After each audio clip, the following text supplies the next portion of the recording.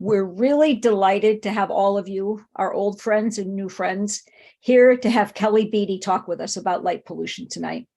My name's Beth Wilkinson, and I will be the moderator of this virtual event. Barbara Bates is our wonderful technical director. As many of you probably know, especially those of you who are members, Newton Conservators is an all-volunteer nonprofit established in 1961 that works to preserve and maintain open space in Newton. To learn more about our organization, check out our website, please, at newtonconservators.org. You'll find really great information about the history of Newton's open spaces, how to fight invasive plants, how to start a pollinator garden, and so much more. We'd really love to have you become a member while you're there if you're not already. And new members get a Newton Trail Guide as a welcome gift. Before we start, Newton Conservators would like to acknowledge that Newton and the open spaces that we promote and steward are located on the traditional, contemporary, and unceded territories of the Massachusetts. We acknowledge that Massachusetts stewardship of this land kept its ecological communities vibrant, strong, and interconnected for thousands of years. Newton Conservators hopes to build authentic relationships with the Massachusetts, and we recognize that there is much work to be done here. Our simple land acknowledgement is only an imperfect first step. In tonight's presentation, Kelly Beatty will inform us about the negative effects of light pollution. He will explain how you can safely light up your home, business, and community without wasting energy, disturbing your neighbors, or creating an unhealthy environment for humans and wildlife. Kelly has been explaining science and the wonders of astronomy to the public since 1974, when he joined the staff of the Cambridge-based Sky and Telescope magazine. He's been active in efforts to reduce light pollution for more than 30 years, longer than most of us have known it's a problem. And it will be really wonderful to hear him tell us what we can do about it. Welcome, Kelly. Thank you so much, Beth. We're going to talk about light pollution in all its various forms, but I want to set the stage with this quote, and I call your attention to it. Many aspects of nature, we've fallen out of touch with the night. With lights and ever more lights, we drive the holiness and beauty of night back to the forests and the sea. Could have been written yesterday, but in fact, it was written almost a century ago by a writer and naturalist named Henry Beston, who spent a year out on Cape Cod, I think around Chatham, as I recall. And so this gives us a sense that the notion that light at night is a problem, artificial light, has been with us for a long time. So let's talk about what light pollution is and go from there.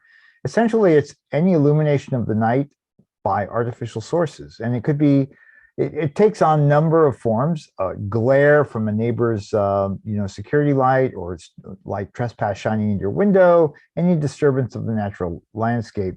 The point is that much of the light that we generate at night never touches the ground, the target area, what we're trying to light up. Instead, it shines up into the sky.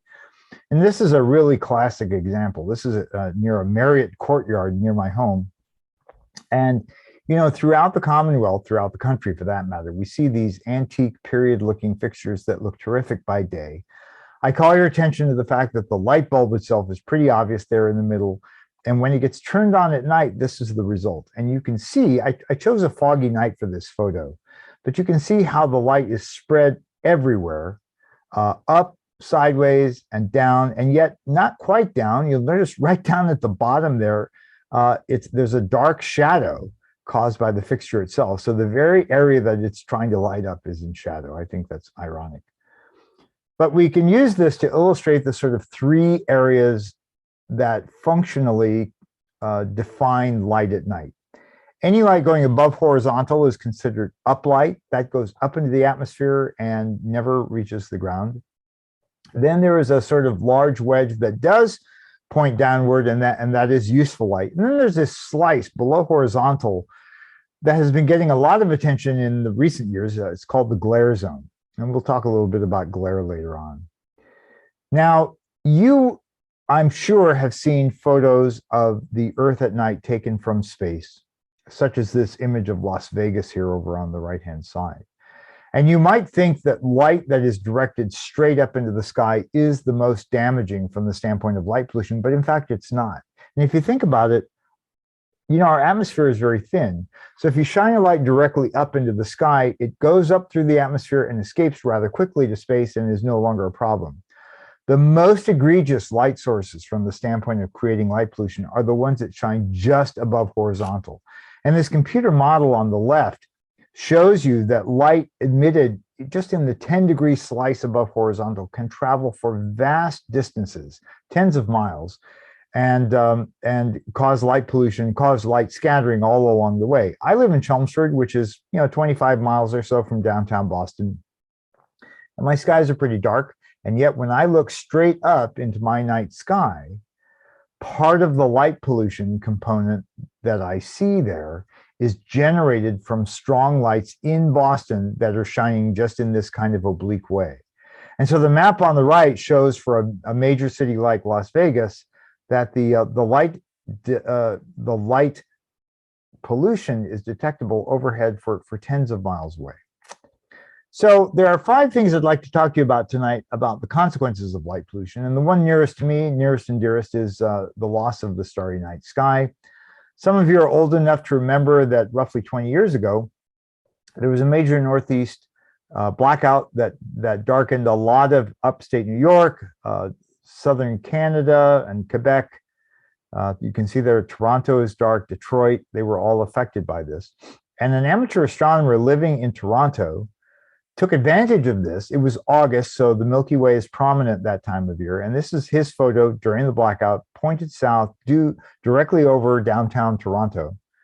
And he just, was able to record this magnificent night sky and the Milky Way there that you see. The next day, the lights came back on. He took the same picture again, and this was the result.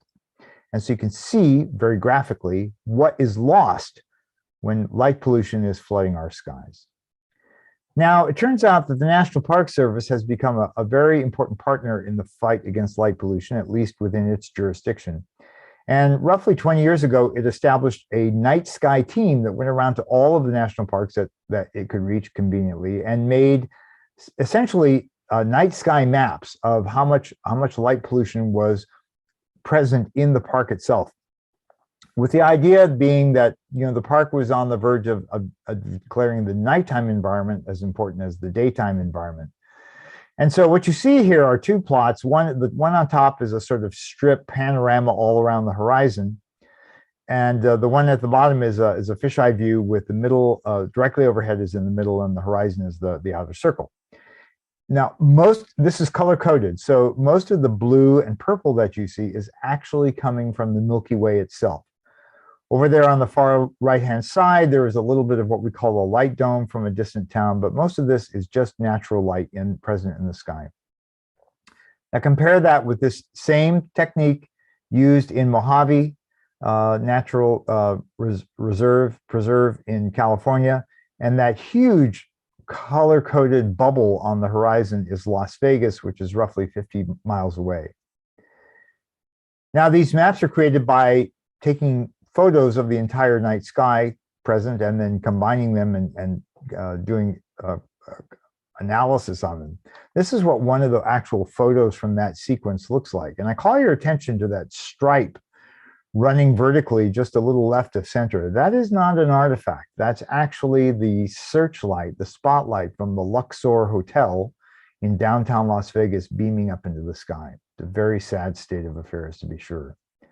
A little closer to us, the team went to Acadia and recorded the night sky there. Acadia has pretty dark skies. The bubble there that you see, the little red spot, is from Bar Harbor, and this is taken from Cadillac Mountain, I believe. And so Acadia has taken steps itself because it attracts a lot of stargazers over the course of the year, in addition to all the other millions of people who visit Acadia. But it has become an astronomical destination. And so Bar Harbor has enacted a dark sky ordinance, and in fact, the entire park is positioning itself to become certified as a international dark sky place. These dark sky places are certified by the International Dark Sky Association, which is sort of the main organization for dark sky and light pollution issues. Darksky.org is the website. And you see here across the country are places that have received this certification. And I call your attention to upstate Maine. There's a couple of them there. One of them is the Acadia Woods, I think is the name of it. The Appalachian Mountain Club has spearheaded that. And then another one is the Katahdin Woods and Waters National Monument, which is 90,000 acres of basically completely pitch dark area. That is called a dark sky sanctuary. It's the holiest of holies from a pristine dark sky point of view, and you can go visit it sometime. But actually, the astronomy, the stargazing part is a very small slice of this whole problem. Another idea that I want to cement in you is the notion of visual impairment and especially glare. So a little physiology here. Your eyes have two different kinds of sensors for detecting light. During the daytime, we use what are called cones, and those are day vision, there are color vision, and they peak, the sensitivity peaks in the yellow part of the spectrum, as you can see by this curve. At night, our vision switches to what are called rods, which are far more sensitive than the cones. The scale there on the left is a logarithmic scale. So rods are roughly 1,000 times more sensitive to light, and therefore that allows us to see in dim light at night. That's the good news. The bad news is that rods are a black and white system. We don't see color at night with the rods. And I want you to also notice that the peak of their sensitivity is in the blue-green part of the spectrum, and we'll get back to that in a bit. But those rods allow us to see pretty well at night unless there is a source of bright light within our view, like a security light that's shining in your face. It causes the pupils to contract, to constrict, and you're suddenly getting less light into your eye. You can see much less well at night when there's a bright light source, because if I block this light source, you can see that there's a person actually standing in the doorway of that gate that was not visible before. And this is what a bright light source in your field of view can do to you. You've all experienced this when you're driving down the road and there's a car coming toward you with those new high intensity headlights that are almost painful to look at, and you have to look away. It's debilitating at some level. Here's a really good example of glare that I came across just a couple of months ago. I gave this presentation pretty much intact on Nantucket about 2 months ago. And my host showed me around and showed me this school that had put in new security lighting. And as you can tell from this photo, it's pretty harsh. There's a lot of glare in this. And so a simple request to the school to simply turn the lights so they're pointed down instead of out resulted in this. And you can see it's a vastly better ambiance. You can see everything perfectly well. There's no glare into your eyes. And so this is what glare is really all about. Now, there are many environmental consequences for light pollution. Most of the species that inhabit our planet are nocturnal at some level. Many of them are exclusively nocturnal. They migrate, they mate, they eat, they prey on one another. And so light pollution, oops, I skipped that. Light pollution has an effect on all of that. This is an actual photograph of the Milky Way above the horizon and fireflies below the horizon. It's just a remarkable photograph. Fireflies in particular are really affected by light pollution because they depend on the darkness to show off and to attract a mate. And you might not realize this, but different species of fireflies have different light patterns, both in terms of their flight and also the duration and sequence of their flashes. So the problem is that a firefly needs its flash to be seen in order to be effective. And if you swamp it with a lot of light pollution, then it ceases to be able to do its thing. There's an interesting study I came across. This is from Brazil, I think. This is an aerial view of a college campus, and in the middle there is a sports stadium which gets lit up at night very brightly. And so the researchers did some analysis on how many fireflies were coming out in the forested area there to the lower right. And what they found was that when the lights of that stadium were on, the number of fireflies was drastically reduced. And the closer they were to the stadium, the far fewer that you saw. This is happening all the time. There's some amazing research going on at Tufts University. A woman named Avalon Owens is leading the charge on firefly research and how light pollution impacts it. But beyond fireflies, you know, I don't need to tell you this, there are a lot of insects that are pollinators at night, especially moths. And in the presence of a lot of light pollution, they are discouraged from doing what they would ordinarily do best. Less than half of the number of pollinators go out in light polluted situations. And more broadly, there has been a tremendous reduction in the number of insects in our world. This is a staggering number. You can look this up, look up insect apocalypse. Within the last 50 years, the number of insects worldwide has decreased by 75%. It's just an astounding number. Now, there are a lot of reasons for this, pesticides, habitat loss and so forth. But a lot of this decrease can be attributable to artificial light, to light pollution, because insects are highly attracted to light at night, and it exhausts them just flying around it. I'm old enough to remember when, on our porch, we screwed on a little yellow porch light, a bug light, and because it was yellow and not white, in other words, because it was yellow and didn't have any blue light associated with it, it attracted far fewer bugs. Bugs are really strongly attracted to the blue wavelengths of light. They're not the only ones. 80% of all birds migrate at night, and they use visual cues involving the stars. Some of you, I suspect, are birders. You know about the Atlantic Flyway, which hugs the coast. Songbirds in particular migrate at altitudes of 300 feet or less. And so they are really strongly impacted by the presence of, say, downtown Boston in their flight path. And so instead of taking the normal visual cues they would have from, say, the seashore or the moon or whatever might happen to be in the sky, they see a bright light and in order to keep it, say, off their right wing, they have to fly around it in a circle. And so as a consequence, every year, hundreds of millions of birds are killed by interactions during their migration season with tall buildings that are lit up or tall structures that are lit up. Very sad. And this extends into the oceans as well. Atlantic salmon are affected by blue light in particular. You'll hear this over and over again in my presentation. Blue light really is the culprit here. So there are human consequences as well. And let me give you a little bit more physiology. Our body produces melatonin. There's a little sensor in our eye that has nothing to do with vision. It's connected to the pineal gland in our brain. And when it's dark enough, that sensor tells the pineal gland, it's dark, make melatonin. And as long as we're in darkness, we don't even have to be asleep.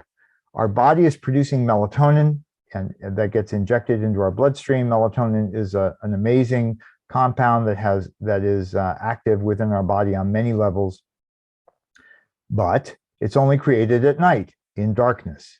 If you were to disturb that darkness, let's say you make a run to the refrigerator or to the bathroom and turn on a light, your melatonin production crashes. And so consequently, in the Beatty household, we do not have any lights on at night except deep red ones. We take the little night lights that you buy for $2 at the hardware store, and we replace the bulb with a red Christmas light bulb, and it works just dandy. So we don't have that problem. And so it turns out that roughly 35 years ago now, the research showed that there is a connection between this disruption of your circadian cycle at night and your predisposition to get certain cancers, breast cancer in women and prostate cancer in men. And so as a consequence, well, let me just show you some of the lab work. This is on mice, not people. They took lab mice and intentionally implanted cancer tumors in them. And then some of the mice were exposed to constant light, strong light, and some were to constant darkness. And the ones that got exposed to constant light, those are the curves on the left, and you can see that the tumor growth was very rapid. Those in complete darkness, the tumor growth was much slower. Why was it slower? Because in darkness, the mice secreted melatonin, and melatonin is emerging as a compound in our bloodstream that can fight cancer. So it's not surprising that circadian disruption that involves shift work, like emergency room nurses or graveyard factory workers, is considered probably carcinogenic to humans. And in fact, the American Medical Association weighed in on this about 10 years ago, calling attention to the fact that pervasive nighttime lighting can disrupt biological process and can be harmful to health. And then the last thing I want to point out is that light pollution is a very obvious manifestation of energy waste. You've all seen pictures like this. This is satellite imagery of the Earth at night showing all the cities lit up. The eastern half of the US and Europe are particularly bad in this regard, but it's not uniquely ours. This is a little bit higher resolution. And when I first saw this, I saw that big blob up in what is North Dakota, and I said, what the heck is that? And it turns out it's oil fields. It's fracking and methane burn off at night, and just the lights that they have to illuminate the structures. The same is true in West Texas, between the Dallas Fort Worth area and El Paso. There you can see it. These petroleum fields are really horrific in terms of generating light.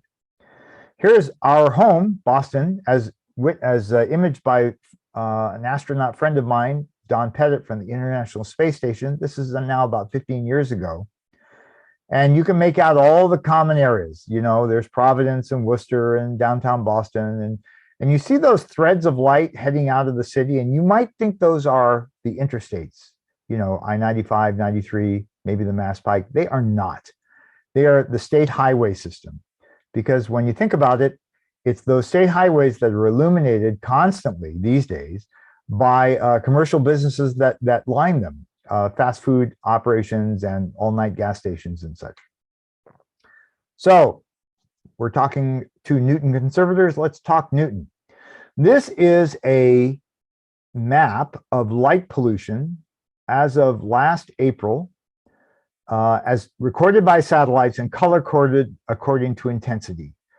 I guess you can figure out that green is not very much light pollution and red is a lot.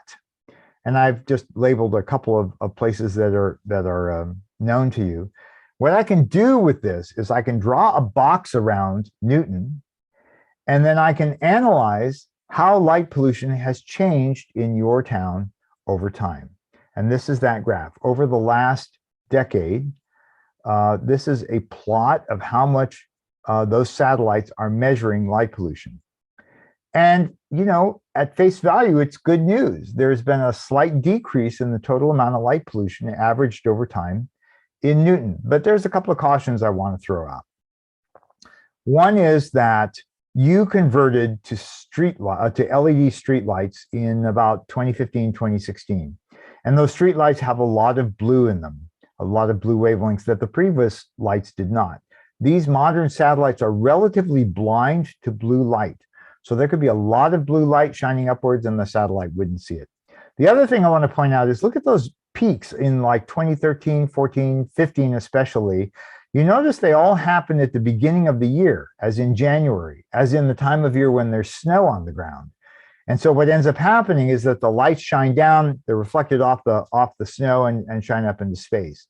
If you were to take away those midwinter peaks and just pay attention to the bottommost dots, I think you would see that, you know, you're in a pretty good place. I'd say that your light pollution situation overall has been relatively constant. There's certainly not a huge and noticeable increase in how much light you're sending up into space. However, you don't realize this perhaps, but your streetlights are famous. The ones that got replaced in 2015 have what's called a high color temperature. They emit a lot of blue light and they're really harsh and strong. And maybe I'm not telling you anything that you don't already know. But one of the residents in Newton is a professional science writer, nationally known, named Jeff Hecht. And he wrote a number of articles about Newton's conversion to streetlight.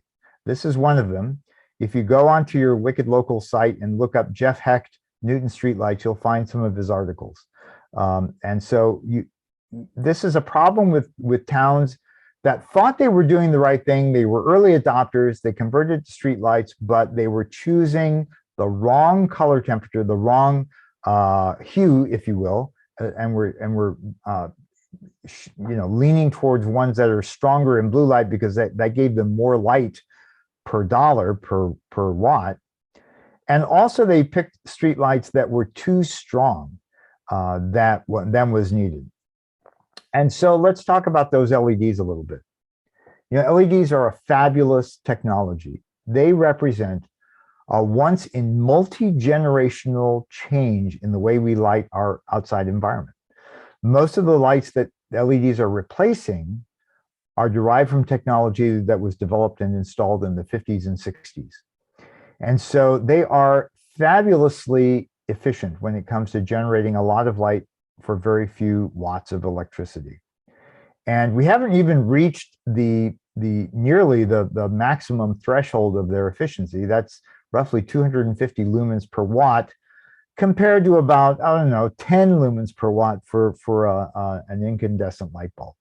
So in that sense, LEDs are fabulous, and they can, a lot of things can be done with them that you just can't do with other sources. They can be dimmed readily. They can be turned on and off rapidly. These are things that the existing systems, the high pressure systems and the metal halide and fluorescent all suffer from.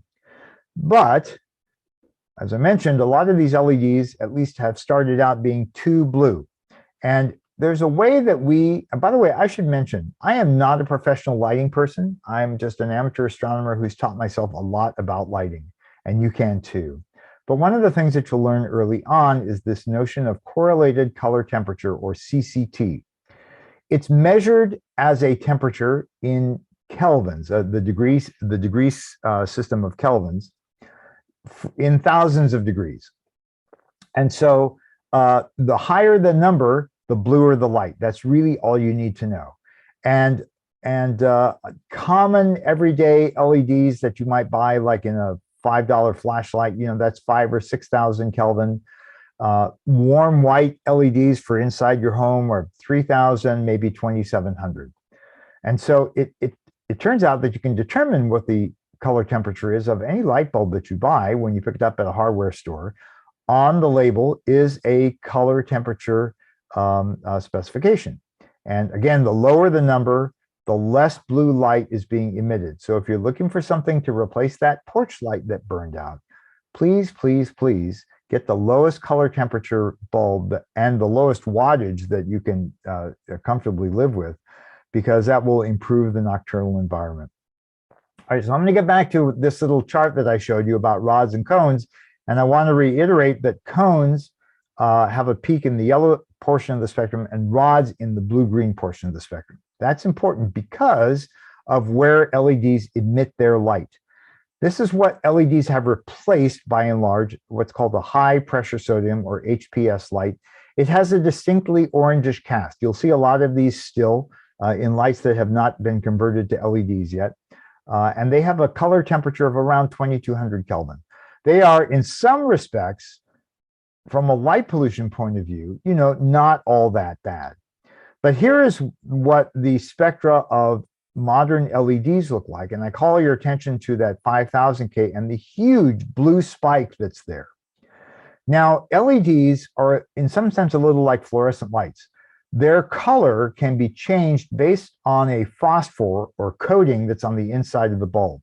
So in order to get a low color temperature, an LED literally has a coating inside that absorbs the light that's emitted by the LED and then re-radiates it at a different spectrum. And you can see there on the left, a 3,000 Kelvin LED has a much redder output than the 5,000K. Why is this important? Because remember that, take a look at that 5,000K curve, the blue spike. That blue spike, shown here by the heavy black line, a blue-rich LED, is smack in the wheelhouse of that little sensor in your eye that tells the pineal gland whether it's light or dark. It's the same wavelength as that sensor's sensitivity. And so consequently, for those of you who are in the habit of watching television late at night or checking your email at 2 o'clock in the morning, why I don't know, you are doing yourself damage because you're disrupting your circadian cycle, that melatonin production, every time you expose yourself to some of that blue light. And the devices that we have, our nighttime habits, are really doing a number on us that we don't understand the full evolutionary consequences of yet, because they just haven't been around long enough. Now, it's not to say that a little bit of street light floating in through your bedroom window is enough to cause circadian disruption. Our eyelids are pretty good at blocking light. The research has not really definitively defined when enough light is too much light at night, but in any case, making that run to the refrigerator and opening it up and being flooded with light, white light from the fridge is not doing you any good. Now, one of the things that's happened is that in the evolution of LEDs, we've gotten smart about controlling them. And in fact, in Cambridge, Massachusetts, although this looks pretty horrible, an LED streetlight shining into the second floor, clearly bedroom windows of a house there across the street. Cambridge is a pretty tight urban community. The LEDs in Cambridge are turned down to 50% power after 10 o'clock at night. And in fact, every LED streetlight in Cambridge is individually addressable by computer. It's got its own IP address. And so if Mrs. Smith down at the end of Walnut Street thinks that the streetlight is too bright and she's losing sleep, somebody at the DPW with a few computer clicks can turn down the power of that LED and dim the light remotely. And so more recently, the AMA has started to weigh in on color temperature, and it's endorsing 3000 K or less. Now, I should say that the IDA, the International Dark Sky Association, has been banging this drum about how bad blue light is and how you need low color temperatures for about a decade. And, we've had some success, but it wasn't until the AMA came out with this policy statement roughly 6 years ago that a lot of municipalities really took notice and took it to heart. And so as a consequence, when I started in this game, as Beth said, roughly 30 years ago, I was really kind of a voice in the wilderness. I was an amateur astronomer who was trying to protect my starry sky so I could see stuff at night. But it's much, much more than that now. And the breadth of the media publicity that we've been getting, that this issue has been getting, is broad and breathtaking. You can see a couple of recent articles there from periodicals across the country. That National Geographic cover shows probably the poster child for bad nighttime lighting. That's downtown Chicago. Beth Beth wanted me to mention specifically some legislation that I've been working on. I helped write, that's been trying to get passed here in the state. Those are the bill numbers if you want to look them up, or just do a search on the legislature's website for dark sky bill, and this will come up. We're trying to accomplish three things. First, we would like all publicly funded, state and municipally funded lighting projects to use lighting that's fully shielded so that all the light goes down, doesn't go up. That's pretty straightforward, and I think everyone can appreciate that. But in addition, that lighting must have a color temperature of 3000 K or less. And separately, we would encourage and in fact require the MassDOT, Department of Transportation, to adopt best practices when it comes to outdoor lighting, shielding, turning them off, low levels when possible. Passive wayfinding is what we call it, like making sure that the stripes on the road are well painted and there are little markers to make sure that you're not running off the road. And then finally, it would require the Department of Public Utilities, which has been in the news a lot recently, to adopt low power tariffs. Now, you might not realize this, but the DPU establishes the rates at which a utility can charge Newton or any other town in the Commonwealth for how much they use, how much it will cost them to run their streetlights. And there are different levels depending on the wattage used by the streetlight. The lowest wattage level right now is 25 watts. And that doesn't seem like much, but in LED terms, it's a lot. Let me give you an example. This is the town of Pepperell, which within the last 2 years has replaced all of its high pressure sodium lights with LEDs that are only 2200 Kelvin.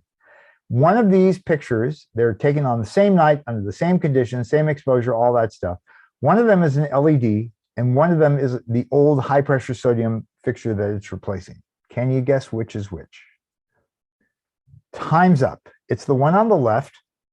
It's actually an LED, creates less glare, lower cost both to buy and to operate. It was favored by citizens, and I think you can convince yourself that it gives more even illumination on the pavement. Here's the problem. Pepperell went ahead and this was, by the way, a test installation that it used to let its citizens decide what they wanted in terms of the LEDs that were going to be installed. Too bad they didn't do this in Newton, because you would probably have ended up with something very different than what you have now. So the LEDs that were installed were in fact the ones on the left, which turned out to be the lowest cost to install of all of them, the least cost per fixture. And studies have shown now that on average, and these, by the way, are dimmed to only 30% of their full power late at night. So they're not at full power all the time. They're turned down when there's the least amount of traffic and virtually no pedestrians around. The average wattage used by these streetlights is 8.9 watts over the course of the night.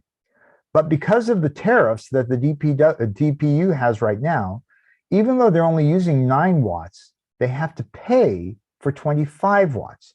And this is costing, this analysis showed, this is costing the small town of Pepperell about $10,000 a year in excess charges, essentially. So our bill would change that.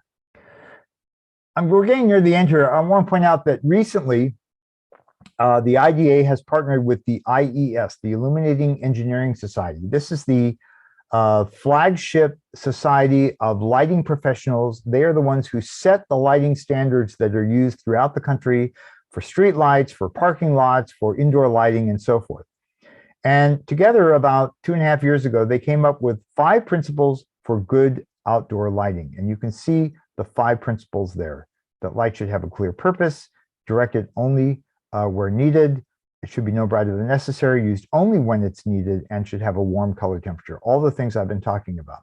I want to show you this because this is a flyer that went out from the IES to its members, to the engineers and the lighting designers who are installing lights, encouraging them, extolling them to adopt these 5 principles to guide the industry and to become more socially and environmentally responsible. Yay them. I think that's a great thing.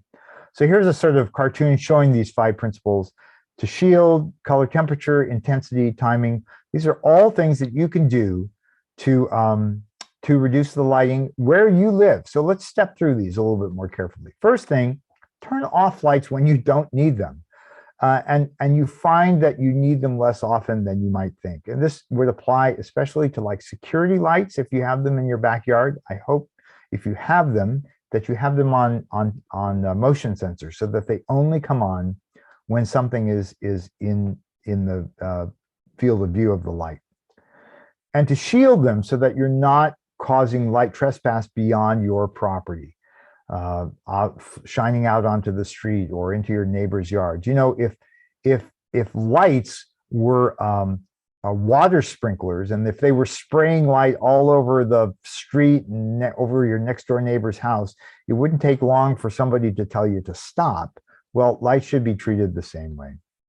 And use dimmable bulbs so that you can control how much light is shining both outside and you know, on your porch light.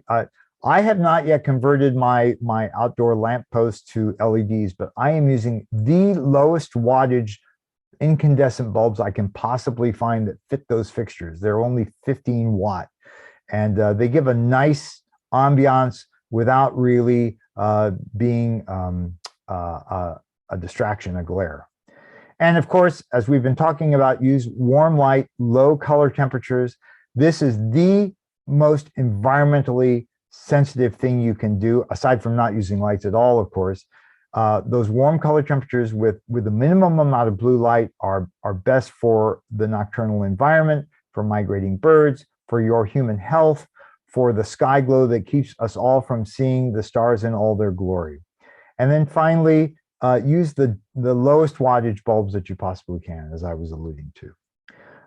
And then timers and motion sensors. Sorry, I mentioned that. Okay, so the bottom line here is our task is to light only when you need it and where you need it, and in just the amount necessary, because anything else besides that is waste. The last thing I want to say is, before we turn it over to questions, you as individuals can make a difference. It is amazing to me how often whole lighting systems are chosen by people who have no idea whatsoever what they're doing. It's not that they're installing bad lights intentionally, they just don't know. And a little education goes a long way. This involves like showing up at a council meeting, or you're speaking to somebody on your planning board about a new development that's going into town. Here in Chelmsford, for example, whenever somebody comes before our planning board with a building plan, that developer is grilled on what is the lighting plan for your facility, and does it use dark sky friendly lighting? So how I personally made the difference story involves Chelmsford. We have a little strip mall in the middle of our town that was kind of derelict. A local developer named Adam Winstanley came through, bought the property, and intended to redevelop it. He's based in Concord, he and his family, and he has a really strong environmental bent. So he was going to take the parking lot lights that were there and replace them with LEDs. I got a hold of the plan. I saw that they were pretty good LEDs, but they were 4,000 Kelvin, not as warm as they could have been. I got in touch with him and his architect, and I said, please, if you can, switch to this other model for the same light that has a lower color temperature. It's only 3,000 K instead of 4,000. And time goes by, the lights get installed, and they're beautiful. They're so, it creates a nice ambiance. There's no glare. They have clearly a warm color temperature. And I got back in touch with him and I said, thank you so much for doing the right thing. And he said to me, thank you. We owe you the thanks, because I got back to my supplier. 3,000 Kelvin wasn't low enough for me. I got them to generate 2,700 bulbs specifically for this project. And we like the look so much that we're going to retrofit all of our properties with these LEDs that you suggested. So there you go. One voice can totally make a difference. And I hope this has inspired all of you to go out and make a difference locally, within your town, statewide.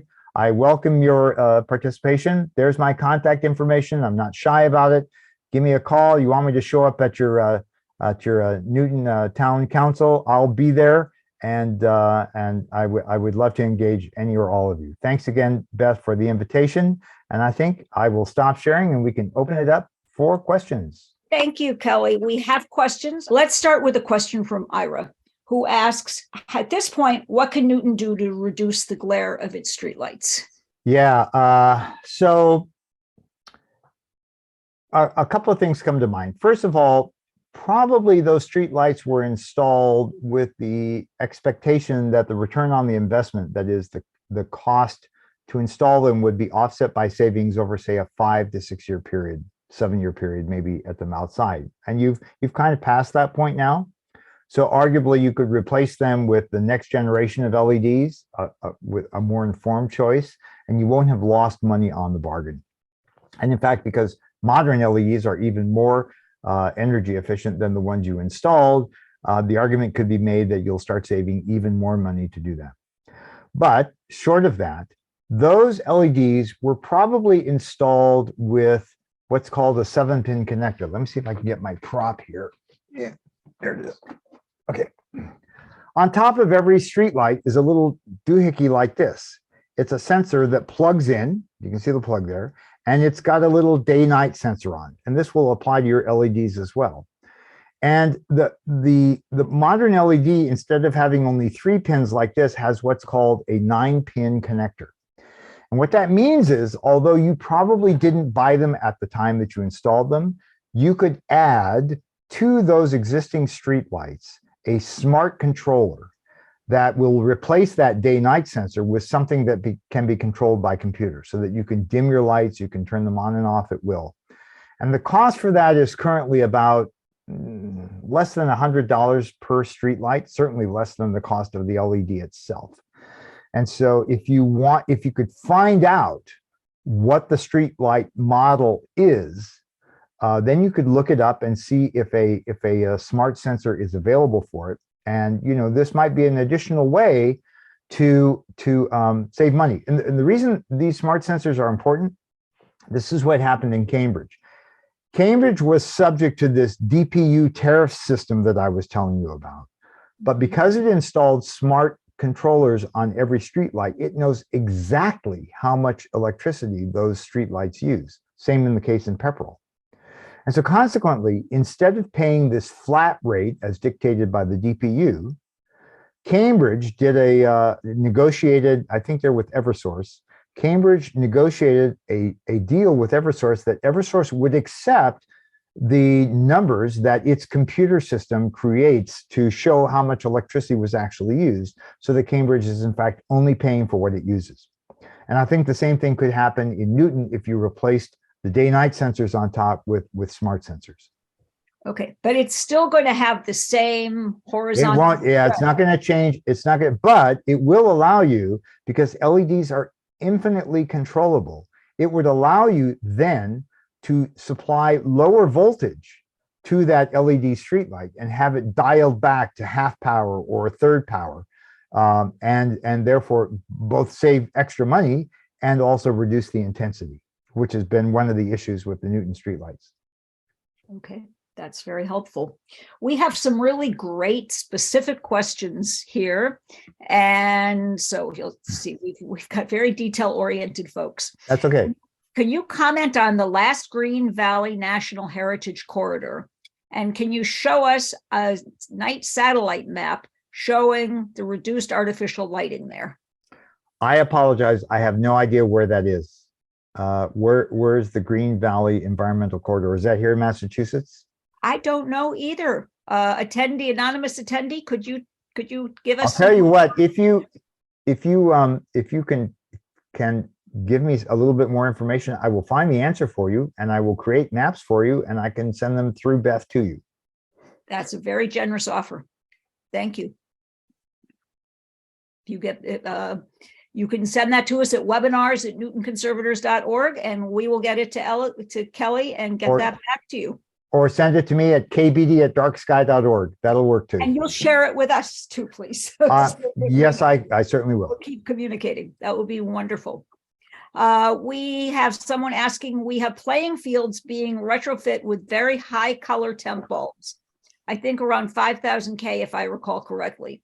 They say those temps are required for visual acuity. Is that necessary? Yeah, that's a great question. Organized youth sports, I'm not sure who's actually going to be using these fields, but Little League, as one example, has requirements for how brightly lit a field needs to be for nighttime play. To my knowledge, however, there is no requirement for a specific color temperature. And so I would, if this hasn't gone too far yet, if the installation hasn't already taken place yet, I would challenge what is being installed and what the justification. Show me the requirement, the organizational specification for the amount of light you're using. It's also true that if the company doing the installation is named Musco, M-U-S-C-O, then you have a very good chance that that is the state of the art in well-controlled lighting fixtures for sports fields. I have seen demonstrations of Musco lighting on tennis courts, for example, that if you are like 10 or 15 feet outside the court area, it's black. If you are beyond the tennis court, you cannot see the light. You almost can't tell that they are on, except for the fact that the court is illuminated. They're extremely well controlled. And if that's what you're getting installed, then I can't speak to the color temperature or the intensity part, but I know that they will be very compatible with these sort of dark sky directives and controlling the light well. There'll be less of an incursion into the surrounding community than you might think. Again, without actually knowing what the fixtures are and where they're being installed and for what purpose, it's a little hard to guess. But if Musco is involved, chances are good that you're going to get a good product. Well, that's good to know. They are Musco lights. So that is very good. We'll look further into that. Thank you. Our wonderful listeners, attendees here have done some research, and we also, anonymous attendee got back to us, and it's in Connecticut, and we have a website to it. So we have a link to it. So we will share that. It's the last stretch of dark night sky in the coastal sprawl between Boston and Washington, D.C. Okay. Coastal is the important number, the distinction, because, for example, there's a large swath of northern and northwestern Pennsylvania, which is a very black part of the country as far as the eastern seaboard is concerned, but it's not on the coast. So let's find out more about this valley. We will do that. I had a question too that leads into that, which is there any place around us that is worthy of trying to get this installed, to get these levels, to make it a dark sky community, or are we just in the midst of so much urban light that it doesn't pay? Yeah, that's a great question. So the IDA does not require, the IDA has a certification category called dark sky community. It doesn't require you to have super dark skies. And you know, I'm sad that Newton skies aren't darker than they are, but it is what it is. However, it would look to see if the community has taken steps, concrete steps, collective steps to reduce or at least control the lighting within its boundaries, like, you know, having a strong outdoor lighting ordinance, which to my knowledge Newton doesn't have, but maybe it doesn't, it's escaped my attention, or that you've gone to trouble to make sure that you have some, you know, oases of dark within your town. Maybe it's soccer fields that you keep dark. An interesting thing I came across in Canada, they have a lot of provincial parks, just like we have a lot of state and national parks, and they have worked with the parks to make sure that all the lights are turned off at night because of the migrating bird populations and the nocturnal ecology. They're called dark sky preserves. They are like puddles of darkness in the otherwise illuminated landscape. And so, you know, you might not be able to achieve a dark sky certification for any place in the immediate Boston area. I'm trying to think of where it is being pursued. There is an area in Gloucester called Halibut Point that I know is particularly dark. That we've been working, the lighting, you know, crazies have been working with the DCR on that. The closest place to us that I can think of, there is a place in southern New Hampshire, not all that far from Nashua, actually, is a series of parks to the southwest of Nashua that is going for a dark sky certification and is working rather successfully with the town government to make sure that happens. Around the Boston area, I'm not aware of anything. I'm sorry. Oh wait, I stand corrected. Nantucket is posturing itself to become a dark sky place, and they have an amazing group of people down there that are championing this. You can go to nantucketlights.org, I think is the website, and see all the progress they've made in just like a couple of years. I was impressed when I was there this summer. All of the stores had little pamphlets in it, telling people what they should do to learn more and to become involved. So my question is, do you know who's paying for all of that? Yeah, it's private contributions. It's not surprising that a lot of the people who live on Nantucket have means. And so it's all been privately funded. It's not being funded by the town. Now, the town itself does have a pretty strong outdoor lighting ordinance, to the extent that it actually designates a lighting enforcement officer. This is very rare in outdoor lighting ordinances. Wow. But enforcement has been spotty, and the folks who are raising awareness of this have done a fantastic job of sort of galvanizing interest in the folks that are there year round, because a lot of what attracts people to Nantucket is the ambiance. It's this quaint little New England town, and by controlling the lighting, they're in the process of replacing all of their streetlights with LEDs. And it's a story that's told again and again. The town doesn't own the streetlights; they're owned by National Grid, and National Grid has offered them pathetic examples of the streetlights that they would install, the LEDs that they would install, nothing at all like what would be desirable.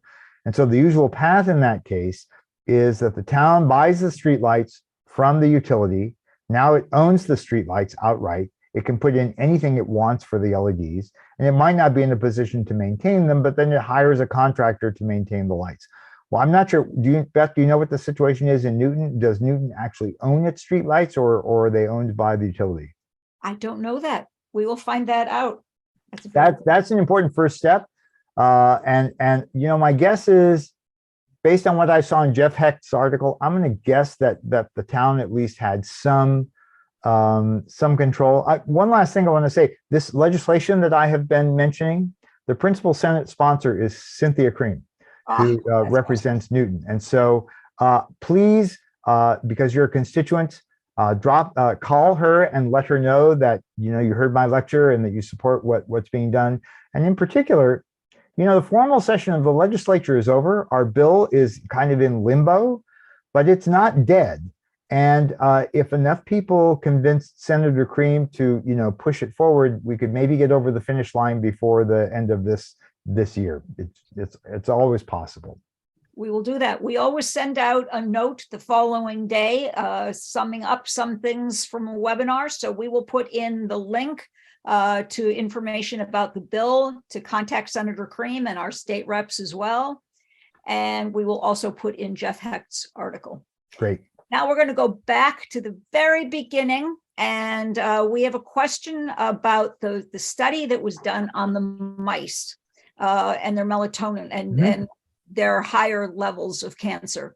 And it said, could it be because they're nocturnal and the light stressed them, and that it wasn't specifically connected to their melatonin levels? Do you know whether the yes. So what I can tell you is that as these mice, after the mice were implanted with these tumors, blood samples were drawn to measure their melatonin levels. And so the ones that were exposed to constant light had virtually no melatonin. The ones that were in constant darkness had lots of melatonin. And it is known from studies like this that melatonin suppresses tumor growth. And so this was a very strong case for that. And it's that melatonin level in the blood, the amount that's in your bloodstream that dictates that. So we want everybody to get a good night's sleep in a really nice dark environment so that you get all the melatonin that your body is producing for you. That's awesome. We do, Alice, let's see if I can share this, our Newton Conservators Vice President, found this for the last Green Valley. So is this is essentially the Connecticut River Valley, Alice, or whomever? I mean, that's kind of what it looks like. It's. I think Alice is looking this up for us. Okay, so I will check that out. And these light pollution maps that I create, what I can tell you is it looks from that, it looks like it's a very dark area. Exactly. And so the question then becomes, to what extent all the little tiny towns that are in that swath are taking this to heart and controlling their individual and collective growth of light pollution. What I'm finding is that the towns most likely to have lighting ordinances are small towns. because they want to preserve the ambiance and the way of life that they have. They want to keep that rural character. And so I think that bodes well for what I see there. And I will definitely try to create some maps and see where that's going. That's awesome. One more thing about it. It's more northeastern Connecticut, north of I-95, but well south of I-90. But we're running out of time, and I want to get to a couple more questions here. Did the COVID-19 lockdown in 2020 last long enough for, anyone to study its impact on this issue in any part of the world? Wow, that's a great question to which I don't know the answer. If anything, I would say probably just intuitively, people had more lights on than they would have had before at home, but there would be vastly fewer lights on at businesses. So, there's a trade-off there. What I can tell you is that during the lockdown, when we were all stuck at home wondering what the heck we're going to do with ourselves and finding new hobbies that we didn't realize or thought, we read a lot of books, whatever, a lot of people turned to the sky and became interested in stargazing, either for themselves or for their kids. Sales of telescopes went through the roof. Really? 2 years ago, during the height of the pandemic, the Christmas of 2020, you could not find a beginner's telescope anywhere because it was a perfect storm. We had all this increased demand, and the supply chain issues, most of these telescopes are made in China, kept them from being offloaded, from their container ships. And so they were in really, really short supply. What I take from this is that a lot of people reconnected with the night sky in ways they hadn't done before, or maybe they moved to central Maine to get away from everybody else, and maintain themselves as COVID-free and expose themselves to a really dark night sky. I have to say, once somebody has seen what a really dark night sky looks like, you'll be forever changed. It's unreal. Okay, we're going to do 2 more questions, guys. Sorry we can't get to all of them. But Alan says that he's heard a firefly researcher, I can't remember the name, say that yellow and amber lights are just as disruptive to firefly reproduction and that outdoor lights should be red. Yes, Alan, that's exactly right. Now, here's a little background. Fireflies have 2 kinds of light receptors. One of them is sensitive to ultraviolet light and the other to green light. So when you think about different colors of light, amber is most similar to green. And so that is the color of light. If you had an outdoor light, one of those yellow bug lights, that would be most disruptive to the firefly courtship, especially the female's response to the male, it turns out. So yes, you could filter all of your lights with red filters to make it less obnoxious for the fireflies. But the best thing all around is not to have any light on at all in those dusk hours when they're doing their thing. Well, then we can squeeze in the 3rd question, which is someone said, shouldn't outdoor lights all be changed to yellow bulbs? So that does seem to. Or not at all. One of the things that I keep seeing is that a town will decide to change its streetlights to LEDs, but they won't take the time to say, gee, which of these lights do we still need? Which are not needed? Where do we need a light that maybe we should have one? They don't do the kind of light audit that they ought to do. And so, yes, if we could all change to like a nice 2200 is the new best practice. They will become more common to find. Right now, if I went down to Home Depot or Lowe's, I could get 2700 just off the shelf, and that's okay. Part of the issue here is make sure that it's not too bright. One of the things that we've seen, and we saw this also with compact fluorescents, those little curlicue fluorescents that were all the rage about 20 years ago, because they were so much more efficient. People didn't simply replace the 60-watt bulb they had with the equivalent compact fluorescent, or in this case, the equivalent LED. They thought, well, I'm saving so much money, I'm going to jack up the lumens to make it even brighter. And that's completely the wrong direction to go. So yes, switch to yellow bulbs, and they're still available. In fact, LEDs can be obtained in any color now that you want, including red. But also just think twice about how bright that light is and whether you can dim it and whether it needs to be on at all. Okay. Okay. Now, our last question could lead to sort of a summary. And Christine says that she is surrounded by some condo associations that keep very bright security lights on all night. And they're so bright that they disturb her sleep. So she has to keep the shades drawn, Right. which impedes ventilation. And she wants to know, what is the best way to approach the condo associations? So what would your argument, what's your summary that you have? And Christine, maybe you could type in the Q&A, is this a 55 plus community or just a regular condo association? This is a real thorny issue that I come across time and time again.